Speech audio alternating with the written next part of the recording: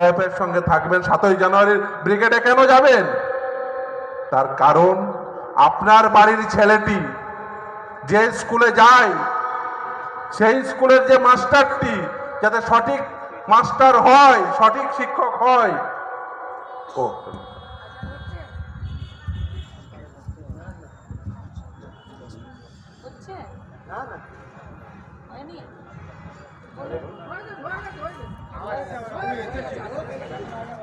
বলা যাবে আরে 1 মিনিট দাঁড়িয়ে যান না। আজান হয়ে গেছে হবে কেন কথা বলে যা বলছিলাম যে আপনার ছেলেটি যে স্কুলে বা মেয়েটি যে স্কুলে পড়তে যাবে সেই স্কুলে যাতে সঠিক শিক্ষক হয়, সাদা কাতার মাস্টার না হয়, ওই গান্ধী মূর্তির পাদদেশের ছেলেটি যাতে চাকরি পায়, লড়াই করছে এরা। এই লড়াইয়ে তাই আপনার সঙ্গ দিতেই হবে। আপনি যদি এই লড়াইয়ে না থাকেন, এই লড়াই যদি হেরে যায়, তাহলে জানবেন হেরে গেল আপনার ছেলেটি, হেরে গেল আপনার মেয়েটি, হেরে গেল আপনার ছেলেটির বা মেয়েটির ভবিষ্যৎ। পশ্চিমবঙ্গে গত 12 বছরে অনেক কিছু দেখেছেন, মেলা উদ্বোধন করতে দেখেছেন, খেলা উদ্বোধন করতে দেখেছেন। বলুন তো আপনার জেলায় একটা ফিতে কাটতে দেখেছেন? আপনার জেলার বড় নেতা, রাজ্যের মন্ত্রী পাশাপাশি দাঁড়িয়ে আছে, একটা কারখানা হয়েছে? দেখাতে পারবেন? তাহলে বেসরকারি কর্মসংস্থান নেই, সরকারি কর্মসংস্থান কি হবে? কোন নতুন নিয়োগ আছে? আমাদের জন্য অনেক কথা বলা হয়, বারবারই শুনবেন, বলা হয় যে ওরা মামলা করে আটকে দিয়েছে, বলা হয়তো। আমরা চিৎকার করে বলছি যে 2016 সালের নিয়োগ প্রক্রিয়া 2023 সাল, অনেক সিট পড়ে শিক্ষক শূন্য অবস্থায় স্কুলগুলো বন্ধ হয়ে যাচ্ছে। আপডেট ভ্যাকেন্সি করে নিয়োগ করো। কে নিয়োগ দিচ্ছে না? রাজ্যের সরকার। কি বলছে? না, ও ভ্যাকেন্সি আপডেট করব না। আদালতে এফিডেভিট করে বলল, যেদিন মমতা বন্দ্যোপাধ্যায় ওই 21শে জুলাইয়ের মঞ্চে দাঁড়িয়ে বলেছিলেন যে আদালতের জন্য নিয়োগ করা যাচ্ছে না, অনেকেই মাথা নাড়াচ্ছেন, প্রত্যেকেই জানেন এ কথা। তারপরের দিন আদালত বলল যে এফিডেভিট করে বলো যে কত শূন্য পদ আছে। আদালতে এডুকেশন ডিপার্টমেন্টের সেক্রেটারি এফিডেভিট করে বলল এতগুলো শূন্য পদ আছে। আর 2 দিন আগে রাজ্যের শিক্ষামন্ত্রী কি বলল? ও বললে 738টার মতো শূন্য পদ আছে, বাকি সব নিয়োগ হয়ে গেছে। পরের দিন আবার উল্টে গেল, দিয়ে বললো 55,000 নিয়োগ, 55,000 শূন্য পদ আছে। প্রথম দিন ঠিক কথা বলেছিল, দ্বিতীয় দিনও ঠিক কথা বলেছিল, কিন্তু প্রথম দিন যেটা বলেছিল সেটা হচ্ছে ওই 738-এ ফেয়ার সিলেকশন হবে, মানে 738-এর জন্য আপনাদের গোটা রাজ্যের মানুষকে লড়তে হবে, গোটা রাজ্যের ছেলে মেয়েদের লড়তে হবে।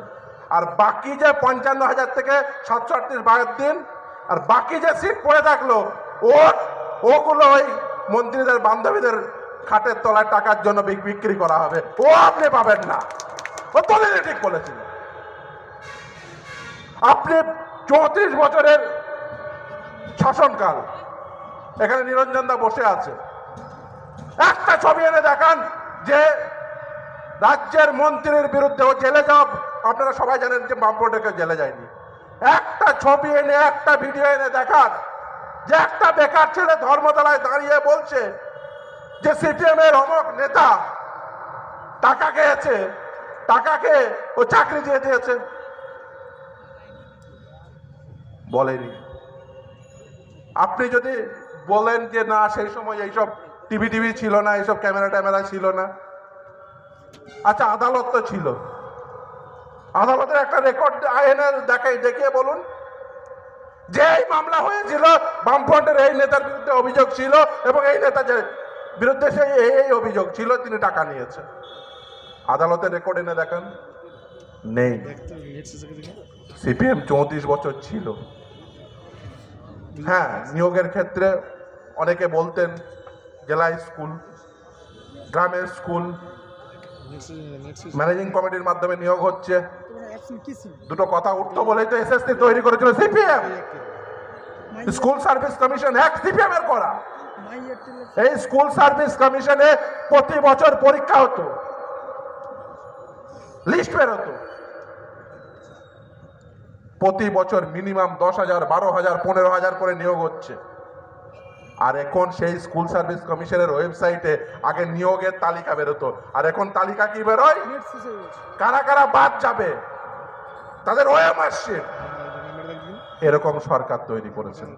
এখন বলতে পারেন যে তাহলে এটা করছে কেন? এরা দুটো পারপাসে করছে। এক, এদের দুটো ভিশন আছে, একটা শর্ট টার্ম ভিশন, একটা long term vision. Short term vision কি? শর্ট টার্ম ভিশন হচ্ছে এই নিয়োগে দুর্নীতি করবে, বান্ধবীর বাড়িতে টাকা পৌঁছে দেবে, বান্ধবীর খাটের নিচে টাকা পৌঁছে দেবে, এটা ইনকাম হলো, এটা শর্ট টার্ম ভিশন। আর একটা লং টার্ম ভিশন কি? পশ্চিমবঙ্গের আপনি চিন্তা করুন, এই যে সর্বমোট স্কুল, কলেজ, বিশ্ববিদ্যালয় ধরে সর্বমোট সম্পদের পরিমাণ কত? কয়েক লক্ষ কোটি টাকার সম্পদ। কর্পোরেট পুঁজির চোখ এই কয়েক লক্ষ কোটি টাকার সম্পদের প্রতি। তার কারণ এরা চায় সাধারণ মানুষের মধ্যে এই ধারণা চলে যাক যে সরকারি স্কুলে সঠিক পাঠ হয় না, সঠিক পাঠদান হয় না। তাহলে কি করবে? বেসরকারি স্কুলগুলোর প্রতি মানুষের চাহিদা তৈরি হবে। তখন ওই পিপিপি মডেল বলা হবে। প্রথমে পিপিপি মডেল বলে ডেকে নিয়ে আসা হবে, আর এই স্কুল, কলেজ, বিশ্ববিদ্যালয়গুলোকে কর্পোরেট পুঁজির হাতে তুলে দেওয়া হবে। আপনারা দেখেছেন হাসপাতালগুলোতে পিপিপি মডেল চালু হয়েছে। পিপিপি মডেল কি? হাসপাতাল চত্বর সরকারের, ডাক্তার সরকারি, তার বেতন আপনার ট্যাক্সের টাকায় হয়, নার্স সরকারি, তারও বেতন আপনার ট্যাক্সের টাকায় হয়। মাঝখান থেকে একজন একটা মেশিন বসিয়ে দিল ইউএসজি, সে কি করছে, বাড়িতে হয়তো তিনি ওই সন্ধ্যাবেলায় তৃণমূলের নেতার সাথে রঙিন জল নিয়ে বসেন, তিনি কি করছেন, ওখান থেকে সরকারি চিকিৎসক ইউএসজি করছে, ওখান থেকে তিনি কাটমানি পাচ্ছেন। এই হচ্ছে পিপিপি মডেল। বিশ্ববিদ্যালয়গুলোতে, স্কুলগুলোতে, কলেজগুলোতে একই মডেল ফলো হবে। কেন? এটা হচ্ছে লং টার্ম ভিশন। তাই ভাববেন না এই লড়াই শুধুমাত্র ডিওএফআই লড়ছে, তাই এই লড়াই কিছু ওই বামপন্থীদের লড়াই না। এ লড়াই আগামী প্রজন্মকে সঠিক দিশা দেখানোর লড়াই। এ লড়াই আপনার ছেলে মেয়ের সঠিক শিক্ষা পাওয়ার লড়াই। এ লড়াই আপনার ছেলে মেয়ের কর্মসংস্থানের ক্ষেত্রে সমান অধিকারের লড়াই। তাই বলবো আগামী 7ই জানুয়ারি আপনারা সশরীরে ব্রিগেডে পৌঁছে যাবেন। এখন প্রশ্ন আসতে পারে, তাহলে আদালতে লড়াই হচ্ছে, আপনারা কেন, আপনি তো উকিল মানুষ, তা আপনি কেন হঠাৎ কলকাতা থেকে, হাইকোর্ট থেকে এসে আমাদের এখানে এসে বকতে চলে এলেন? আপনাদের কিছু কথা স্মরণ করিয়ে দিই যে আদালতের লড়াইয়ের সঙ্গে কেন রাস্তার লড়াইয়ের জরুরি। প্রতিটি পরিবর্তনের সূচনা হয়েছে রাস্তা। রাস্তায় রাস্তা দেখায়, পথই পথ দেখায়। আপনাদের কথা কিছুদিন আগে কোভিড পিরিয়ডের কথা একটু স্মরণ করিয়ে দিই। কোভিড পিরিয়ডে মানুষ ঘরবন্দি হয়ে গেল। যেহেতু পরিযায়ী শ্রমিকদের সেই যাত্রা আপনারা দেখেছেন, পশ্চিমবঙ্গের মানুষ কেরলে কাজ করতে গেছে, আটকে গেছে। আমি বলতে বাধ্য হচ্ছি, সুপ্রিম কোর্টে মামলা হলো। প্রথমে সুপ্রিম কোর্ট কিন্তু কোনো অবজারভেশন বা কোনো অর্ডার দেননি। মানুষের মধ্যে শুরু হলো, দেখেছেন বিমান বসু গিয়ে গ্রেপ্তার হয়েছে, মানুষ বেরোলো, রাস্তায় বেরোতে শুরু করলো। সুপ্রিম কোর্ট বুঝতে পারলো, তারপরে নির্দেশ দিল। এই ছেলেমেয়েরা যারা আজকে রাস্তায় বসে আছে, এরা তৃণমূলের নেতাদের দ্বারে দ্বারে গেছে, এদের দ্বারে মমতা বন্দ্যোপাধ্যায় নিজে পৌঁছে গেছে। লোকসভা ভোটের রাতে আপনাদের সকলের স্মরণে থাকবে, প্রেস ক্লাবের সামনে যখন প্রথম বসেছিল, ভোটের জন্য এদের প্রয়োজন ছিল, প্রেস ক্লাবের সামনে পৌঁছে গেছিল।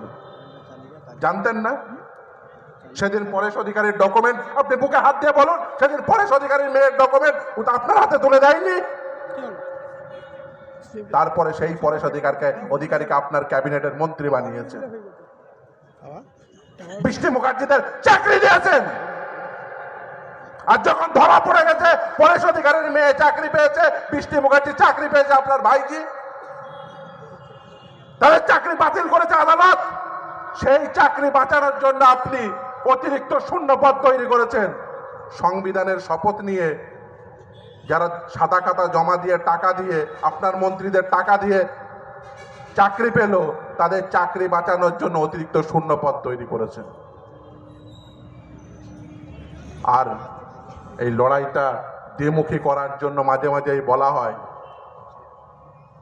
যে কেন্দ্রের সিবিআইডি না, এই রাজ্যে যে তদন্ত হচ্ছে কোনো কেন্দ্রের সিবিআইডি এমনি এমনি চলে এলো না। এই বঞ্চিত চাকরি প্রার্থীরা যারা কেউ লাল ঝান্ডা ধরে হাঁটে, তারা যখন দেখলো কেউ সাড়া দিচ্ছে না, তারা গুটি গুটি পায়ে আদালতে এসছে। তাদের মামলায় নির্দেশ হয়েছে, শেতাবুদ্দিন সহ অনেকের মামলা। এবার পঞ্চায়েত শেতাবের মাথা পাঠানো হয়েছে, সেই মামলাগুলোই নির্দেশ হয়েছে সিবিআইডি তদন্তে। তারপরেও দেখছেন ডুবিয়াস কনজাংশনের সঙ্গে যুক্ত লিপস অ্যান্ড বাউন্স, সিও জেলে